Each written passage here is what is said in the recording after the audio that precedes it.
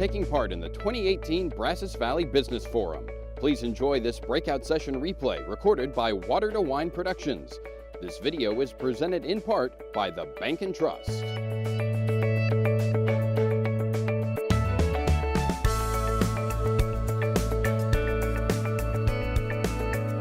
Ladies and gentlemen, I'm going to start as I am morally obligated and say, howdy. Thank you. Good morning. I know we're running a few minutes behind. That's just because those long-winded folks in the first session took up our time. We're not going to be long-winded, are we? Hey, listen, I'm really happy to be here with you this morning. I'm glad that you chose the best room. My name is Blake Petty. I'm with the McFerrin Center for Entrepreneurship. If you were looking for Blake Parrish with the Mays Business School, you're going to be sorely disappointed because I know nothing about digital media that he's covering in the next room. Today we're going to talk about some myths of entrepreneurship. We're going to debunk a few. We are also going to invite you to play a part in today's discussion. So I'm very pleased to be joined with two not only colleagues, but friends of mine here in the community. They're very well known for all of their entrepreneurial exploits. We all work in various facets of entrepreneurial efforts, not only here regionally, but also across the nation. I'm going to let them introduce themselves as we dive in, but the format for today is simply I have given our panelists a chance to discuss and debunk one of the popular myths that we hear about.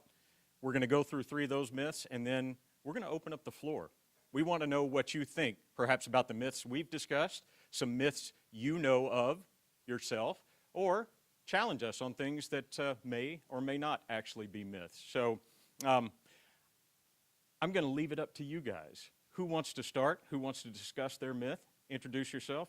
Well, howdy.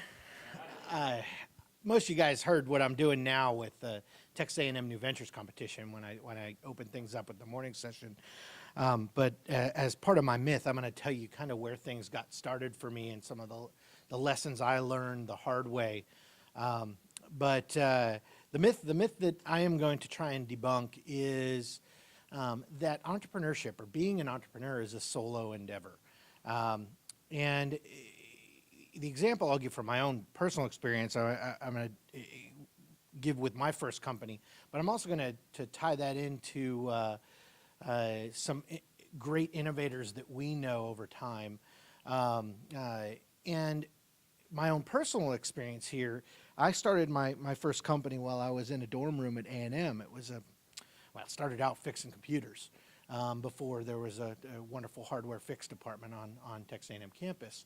And it grew over the course of 10 years into an IT services firm that helped other small businesses, especially those in the medical and financial sectors with their IT needs. But what I learned, I started out in this because I thought I knew something about computers. I was like, all right, well, I'm taking my computer engineering classes, and I can sort of hold my own when it comes to fixing computers and telling people how to use them. But I quickly figured out that I could hire folks that had a way better technical ability than I could, all right? I figured out that I'm not the best at that. I'm not the guy that needs to be in the back room programming or fixing, diagnosing some hardware problem or building a web page or whatever it was at the time. I figured out that I could hire the people to do that. The same came with the finance side of our business. I'll tell you, well, maybe I shouldn't tell you those stories because a few of them really screwed me up as far as the IRS goes. But I figured out really early on that I knew nothing. I should not be the detail guy when it came to managing our books and taxes. So we hired a person, or in that case, we outsourced to a bookkeeper to take care of that side of the business. That was after I tried and failed. So the point I'm trying to make is you've got to recognize, as a successful entrepreneur, you need to recognize your own limitations, recognize the gaps, all right? Certainly, focus on your strengths, all right? That's probably what took you into whatever business you're going to end up in. But you've got to recognize where the gaps are and fix those by filling them with other team members, all right? Find folks that you can trust to fill those pieces. In my case, I hired technicians or a bookkeeper or other sales folks, even in some cases. And I focused on what I was strong at, which is really translating the technology side of the business to what other business leaders could understand. All right, I became the translator. So I also read a book lately that I think demonstrates this a little bit better.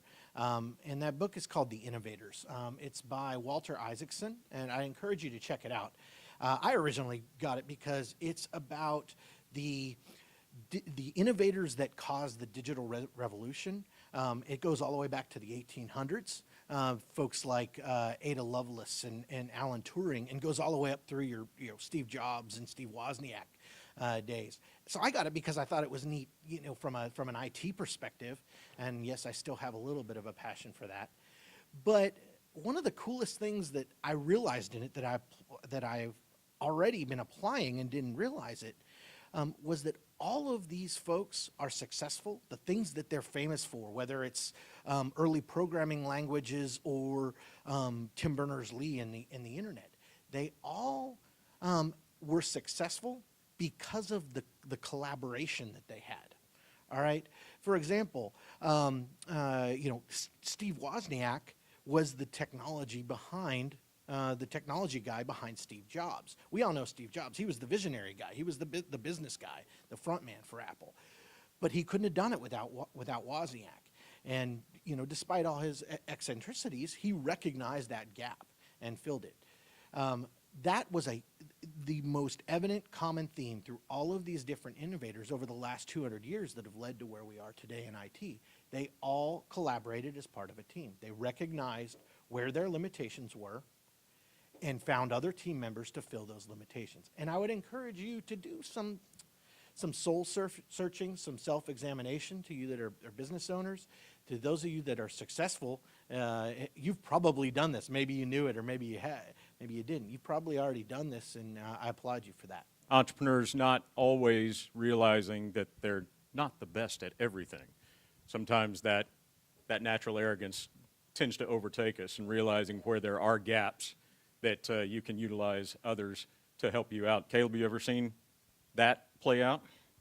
Actually, it happened almost in reverse of that, but I had I was fortunate enough to be a part of a 3-generational firewood company that I bought out my great uncle and my uncle over the 2005-2007 timeline, and the legislative session of 2007, they actually changed legislation in the state of Texas on what your logistical requirements were for minimum insurance requirements. And I was 22 years old, and I had to have $1 million requirement on 6 different trucks, and all my drivers had to be 26 years old. So I became a truck driver overnight while I was getting my master's at A&M. And I realized real quick that I couldn't do that all by myself, and that the entire scenario had been flipped on its head. I had all of these great people, and now I had this situation. I actually divested out of that company. And I tell people I went Richard Gere like Pretty Woman and broke it into 3 parts and sold it for way more than it was worth. But leading into that, I wanted to ask this group, just a show of hands as audience participation, how many people in the room have had a great idea or today think you have a great idea? Yeah. So hopefully you acted on it. Hopefully you'll at least, after this particular panel, if there's still that idea that you want to act on, hopefully the 3 of us could at least connect you up with some resources that are available. But my name's Caleb Holt. I manage the Product Development Center for Texas A&M Engineering Extension Service. And what we tell people is we are sort of a gateway for private industry clients to get access into the Texas A&M University system. And we do that a lot of different ways. In fairness, I look at 600 to 750 deals a year. Just constantly 2 to 3 deals a day, constantly hit my phone of new things. So my myth that I want to bust is I have a great idea, or I just got this patent issued to me, I'm going to be a millionaire. I remember when I was 4 years old, my mom was having a conversation. I lived on an island, and I couldn't understand what was being said. And I thought, man, wouldn't it be cool if there was like a hearing aid that would translate that? So the company that's doing that now, I came up with that idea 30 years ago. So we, as a state agency, get a lot of, if you know of TEEX, we're a very large training organization. We run Brighton Firefield and Disaster City. So by design, we get a lot of technology that come to us from that perspective. The scenario that typically plays itself out is I'm a retired police officer or I'm a retired firefighter, and the entire time I was in the service of that particular department or that particular career, I always had this great idea. And now I got all this free time. I'm going to tell you about my great idea, and we're going to make millions. And the best part is also as a state agency, when you get letters from prisons in the state of Texas of great ideas and they want you to take action on it, and they're like, I just need a royalty. That's all you got to give me for this great idea. And so when I became a truck driver at 22 years old, doing about 6,000 miles a week between here at Lubbock, here Plainview, and here Amarillo, Texas, I had all these great ideas for software. At least I thought I did, but I don't write a line of code. And today I still own about $100,000 of code in GitHub that I have no clue what it says. But you know, my idea was these are great ideas. I need these products. Therefore, everybody else must need these. I'm going to go out and hire a team of coders to do this. And because I knew at that point in time I couldn't do it all by myself. And what I found out real quickly was that even that was difficult to do, and that my ideas were not that great. And there was a lot of competition doing very similar things, not exactly, but there were a lot of ideas doing really great things.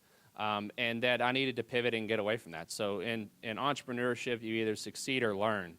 And so that was life lessons 3 times in a row for Caleb on software. So today I play in products primarily. I mean, my tagline is if you need to burn it, break it, or blow it up, give me a call. And literally that's what we do at TEEX. We burn stuff up, we blow it up, we do all of those things. And so if you move into a patent, I have a lot of people that come to us and they've just got a patent issued to them. There's a lot of things that happened in the prior administration, federal administration, that actually looked at innovation being driven or at least matrixed based off of the number of patents being issued. And if you looked at China and how they were doing it, so there was decisions made to make patents less complicated to receive. And I can tell you before 2012, I had never heard of a patent troll, right? And this just constant capability of people to go out and put similar patents together and then go after you and say, I had that idea first. And so we have a lot of people that come to us, they just get their patent issued. It seems remarkable to me that getting a patent issue also runs really closely with running completely out of money. So I got this patent, but I don't have any money. I'm coming to you to help me figure out what to do next. And I can tell you that for us now at the Product Development Center, we had to make a decision to put a matrix in place that was really going to be, what does a successful venture look like? It no longer was just what does a great idea look like, what does a great piece of technology look like. I can tell you with complete certainty, if we ever figure out how to track first responders inside of a building, both subgrade and up above and in elevator shafts, that TEEX as an agency will be all over that technology. But at the moment, nobody does this effectively in a way that is meaningful, and there's been a lot of patents around this particular work. But the point of that is that we will help anybody, but getting the patents not enough, right? You don't have enough just with an idea or just with a piece of technology. So I just wanted to give you the matrix that we utilize. One is you have to have a team. There has to be a champion, to Scott's point or Chris's point, that you definitely have to have that initial champion, but there has to be a team. And for us, if there's not one full-time person committed, the matrix is 0, right? And it's a multiplication. It's a very linear matrix that we utilize. But if you don't have one full-time committed person, you get a 0 in that box, which if you know how multiplication works, the whole deal is 0 without somebody who's full-time committed to that particular venture. Then we look at technology. Then we look at what the market space looks like. And then we understand what the competitiveness is. So I'm a big believer in blue ocean strategy. We have the only third-party tested trademark in the A&M system called TEEX Tested, which was specifically built around separating red ocean strategy technologies and blue ocean strategy technologies. And what this means for you guys, if you've never read that book, is what I tell people is if there's an industry standard today that you have to pass and everybody else has to pass in order to participate, that's a red ocean, meaning everybody has to pass the same standard. Therefore, the best you can do is compete on service or price. If you have to compete on price, that doesn't play out too well in the long term. So we look at what creates a blue ocean, and in order to do that, you have to have a major differentiator, or at least something that you differentiate. And so that's something that we definitely look at as well. But pure and simple, the point I wanted to get across is just because you have a great idea, just because you received a patent, there's nothing about that that indicates you're now going to be a successful entrepreneur. But I will tell you that if you have it and you don't try, you have the same odds of being successful. So have the courage to go out and try something, and hopefully at the end of this panel we can answer any questions and tell you about other resources that are available to make those become a reality. Really good advice, great debunking, and I can attest to that. So with the McFerrin Center for Entrepreneurship, we do a great deal of education. We want to be the hub for any Aggie student who thinks they've created a great idea. Maybe they have a patent, maybe they don't, maybe they have a team, maybe they don't. But we want to help them understand the challenges of entrepreneurship. And so we see an awful lot of students. It's a big campus.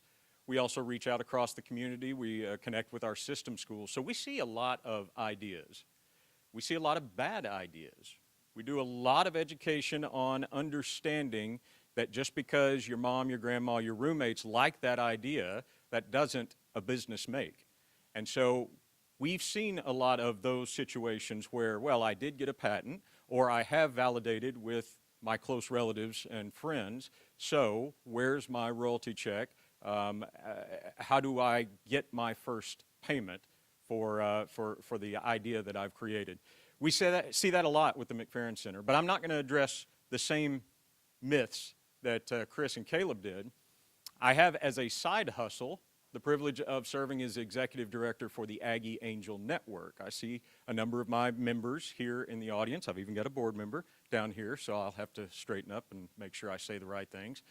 But the Aggie Angel Network is affiliated through our center. It's not inside the university. It's its own 501c3.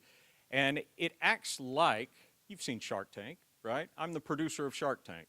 I bring in opportunities in which private investors can make private investment should they like that opportunity. They screen a lot of the same things you've heard today, the team, the idea, the business model.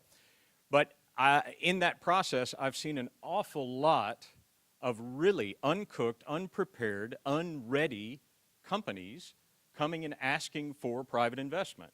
And shockingly, when they don't get an angel investment, they're very upset.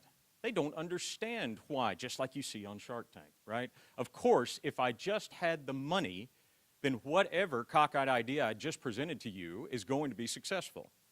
So my myth to debunk is that entrepreneurship, successful entrepreneurship, is all about the money.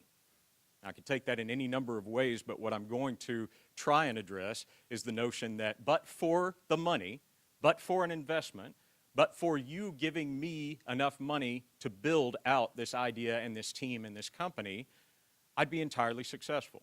Now, it seems rather obvious, right, that it can't just be money. But do you realize how many entrepreneurs struggle with the notion that I've got everything else ready? I've got my patent, I've got my team, I've got everything else, and I just have to sit here and wait on somebody to give me the money. The banks have said no. The angel networks have said no. My friends and family have said no. And so I can't start this company without money. Now, I'll go ahead and take the caveat that there are certain scale-up, expansion, maybe even growth phases where you are going to have money, but I'm going to challenge the notion that if I can't get someone else to give me money behind the company, that's the only reason I can't start. All right? So I pulled some stats off the internet, so they must be correct. Startups.co reports that over 500,000 startups, are launched in the U.S. monthly. Now, that's a staggering number to me. Hope it is to you as well. They also suggest that amongst those startups, they on average raise about $75,000, and that's at launch, at whatever period of launch, $75,000 in those 500,000 each month startups. So you do out some math, you're talking about over $500 billion a year average going into these startups. Can anyone suggest what's the lion's share of that $530 billion going into startup companies. Where is the source of that money? What's that? Credit cards. Personal loans and credit cards amount to about $200 billion of all of those investments into startup companies, according to this report. The next one down at $60 billion. Anybody venture a guess? Friends and family. So the two top sources of funding for all of these startups in any industry across the nation, at least in the U.S., is relying on your personal credit and then those of your friends and family who are willing to take a flyer on you. I think the antithesis to that notion is that if you can't convince yourself, or if you can't convince your relatives and closest friends that this is an investable idea, why on earth do you think strangers would invest in it? Now, the balance of that is made up of a number of other items, including banks, VCs, angels, and of course they all play their role. And I'm not suggesting that there is not value in those types of investments, but I would suggest to anyone who is sitting on their company, their idea, their team, and thinking, but for an investor coming along, and I bet that some of you may come talk to me because you think if I could just get in front of the Aggie Angel Network, I'm ready to take this company to the sky. And I'm here to tell you, or ask you, have you thought about other ways to start and grow your company without asking strangers for investment? I think it's a foolish notion that a lot of the students we see in the McFerrin Center for Entrepreneurship is that they're coming to us looking for investment. They need a great deal other things, and they haven't even explored these two primary funding options. So in sum, I guess we've got team, we've got tech or idea, and we've got money, kind of the three pillars of starting a new business. Let me open it up to the floor. We'd ask you, what are your myths? What do you think about these myths? What do you think about the debunking, or what are some of your questions for this esteemed panel? I'm going to make sure that they have to do the answering. No one? Or just tell us your cool ideas. I have a myth that might be unpopular. I can't remember where I heard originally, but it really resonated with me. But that passion is incredibly overrated for entrepreneurship. When I think about the people I admire in the business world and what they've done, and I track back the skill set it took to get there, passion was a minority factor, I would say. So. Yeah, I disagree. I think that success, I will say this, that there's no silver bullet that you're going to be successful as an entrepreneur or a small business. But I would say that, I like the deal about work plus opportunity equals luck, right?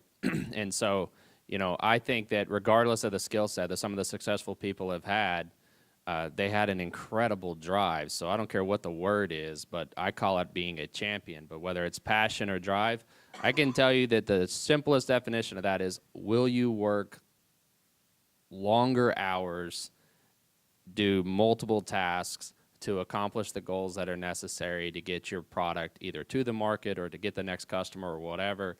And understandably, if you're not educated on your product, for instance, I work in a very technical field. I work with first responders all the time, and people will pitch it to me and they go, well, what do you think? Are firefighters going to like this? And I go, I have no idea. I'm not a firefighter. I got access to 200,000 of them. Let's go ask those guys what they think about it. And so I'm all about network and putting myself around really smart people. And so if you do come in, like I have engineers on most perspective. If you've made it to a meeting with me, I have an engineer in the room to make sure that the logic works out, right? So if you come in, because I have a lot of, this is back to the idea thing, people come in with great ideas until they realize it's physically impossible to do whatever they want to do, right? So just word of advice, don't show up and say it's a perpetual motion machine. I think that there's physically some things that can be done as soon as you put it into motion that are very interesting. But I personally think that if you don't have the drive and passion and you're not like waking up every night going, oh my God, that's a great idea, right? If you're not just drinking Kool-Aid, I don't think you're going to be as successful. You know, there's a lot of factors. Maybe you come from a wealthy family, or you marry into a wealthy family, or you went to A&M and now have 450,000 best friends that all work for that are all CEOs of major corporations. That's an advantage that we have here at College Station. But man, I think passion is a big piece of it.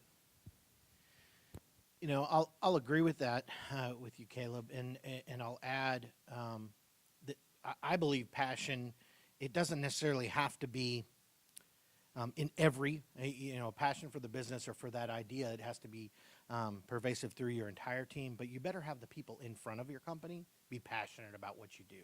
All right, for example, the most successful companies that have pitched to angel groups or at the new ventures competition, or even the sales guys that you have in your company that have to talk to your customers, they better be passionate about what you do. Right, that comes across in any of your communications.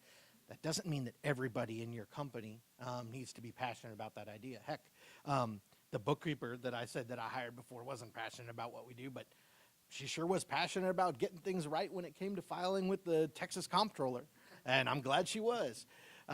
Saved my butt a few times. But the point is, passion, I do believe, is important. If not, I think you're probably better off handing this off or finding someone that could be passionate about your idea, your technology. I'll just cap that off with the notion that I love the passion, especially that young entrepreneurs have.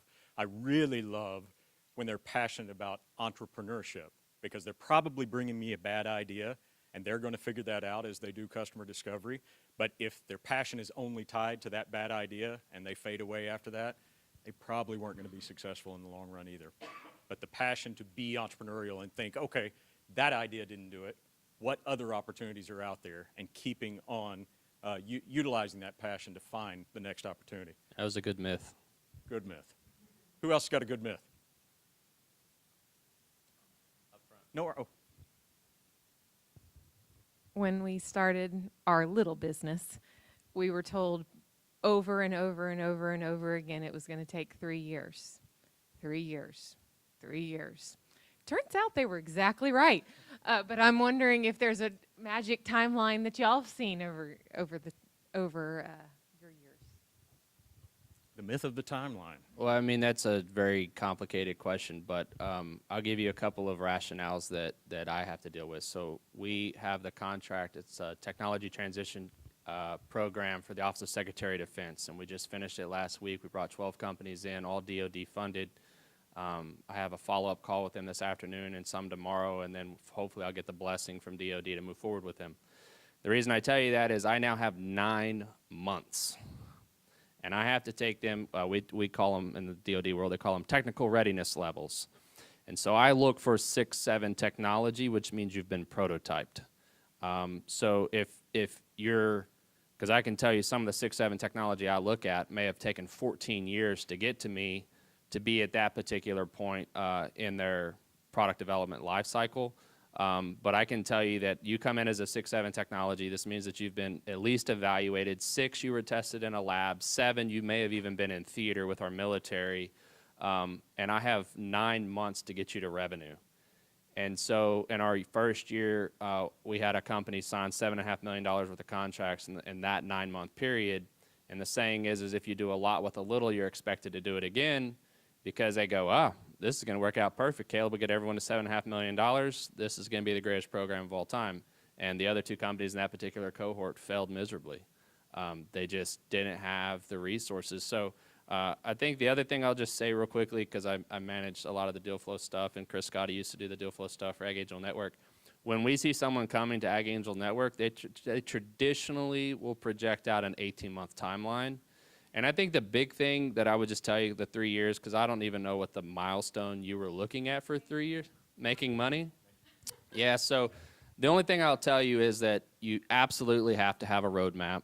You have to have milestones, and as long as you're moving towards milestones and creating value in the process, the timeline's what it is, and it's very different based off of different technologies. And so, but 9 months is an overly aggressive timeline to get you to revenue. So in putting this together, Blake asked us to come up with a couple of myths and then pick our top one. And I have to say thank you because you helped me remember what my second one was. And that is that successful entrepreneurs, at least the ones that go on and have multiple successes or even a big home run, know how to fail fast. All right? And what I mean by that, I don't mean that in the negative sense. It's if you realize or you have an indication from your market, all right, that there is not an opportunity for a big success around your idea, you're better off moving on to the next one, all right? Failing slowly over the years, maxing out those credit cards or those family relationships or throwing away investor money is a much bigger problem than shutting your business down early and moving on to the next thing, all right?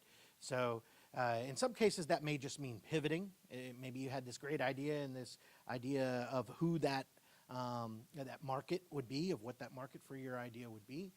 Maybe you learned that they aren't the most receptive, or those aren't the guys that can write the big checks. You pivot, change your product, and pick another market. That doesn't mean that you are a failure as an entrepreneur. I learned more from the things I screwed up in my first business than I did in any class, than I did in the successful things that I've done since then. I'll just add on the notion of, just curious, has anyone in here not heard of the lean launch methodology for starting businesses? If you haven't, I encourage you to Google lean launching. It's a lot like lean product development and some of those old engineering principles applied to launching a new business. So Chris talked about failing fast. We push a methodology that actually has you failing pre-launch. Okay?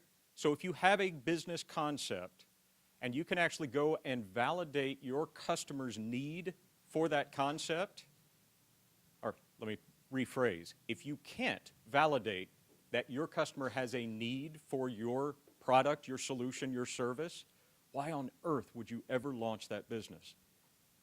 Instead, you can go through the quick fail, pivot, find the right opportunity, create the right solution, tailor-made for those customers who you have discovered have this need. There is a market, there is a customer with an urgent need for my solution, and you practically have built a fail-safe, guaranteed successful business, or at least business opportunity.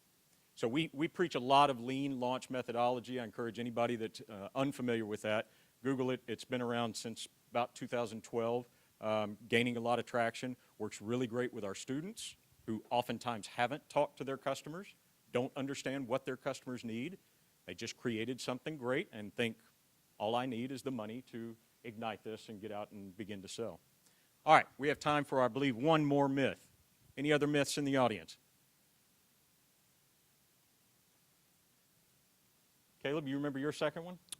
I remember. I mean, like 7 or 8, whatever you want to do. No,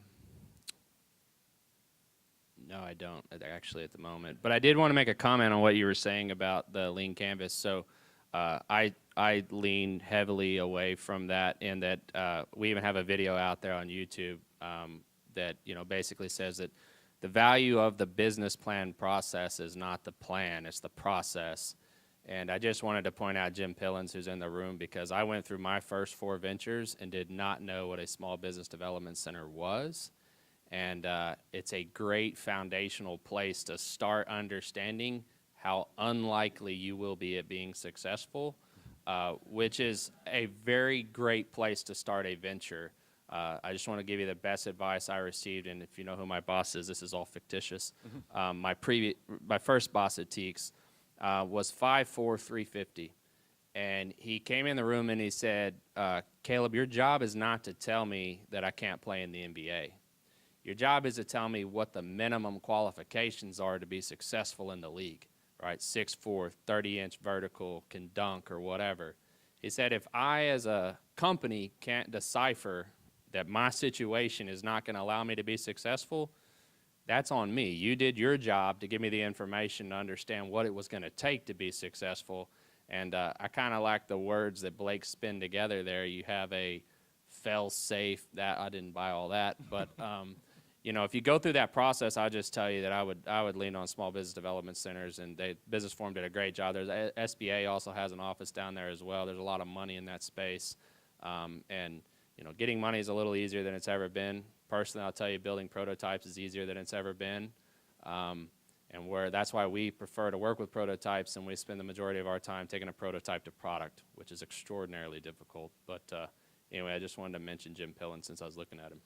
And let's keep that up, so as not to sound all doom and gloomy and you know, entrepreneurship is impossible. You all know that it's possible. You all in this room understand the possibility of success. I hope that you know, and if you don't, then we're not doing our job. I hope that you know that there are resources, there are support systems. There's actually a fantastic ecosystem here in our community ready to help you understand, learn those lessons, get things tested, do your customer discovery, conduct all of the things necessary to create a business plan, maybe even writing that business plan, having it vetted, even a couple of bankers in the room who might actually be willing to help you out, right? So there's a fantastic network, ecosystem, safety net for entrepreneurship, particularly in this community. And so please, don't leave here without understanding that we three are here to help, and we are just the tip of the iceberg. Our organizations are networked across many organizations here, across the state and even the nation, and our role is to help you be successful in your entrepreneurial journey. And in case you missed it, Chris Scotti gives away $400,000 a year, so I'd be really good friends with him. Here I am saying it's not about the money, and you're pointing to Chris's $400,000. Getting money, it's not about getting Oh, money, I but got if you, you're got giving it away, you might as well be a part of that. Prize money always counts. All right, well, listen, we do want to kind of wrap up on time and get you back on schedule. Thanks to my panelists. Thank you for being here. Enjoy your day. Our thanks to Water to Wine Productions for recording this breakout session replay from the 2018 Brazos Valley Business Forum. This video was presented in part by the Bank and Trust. More information on the Brazos Valley Economic Development Corporation and its mission can be found at brazosvalleyedc.org. We also invite you to be part of Invest Brazos Valley, the BVEDC's private sector voice in growing our community.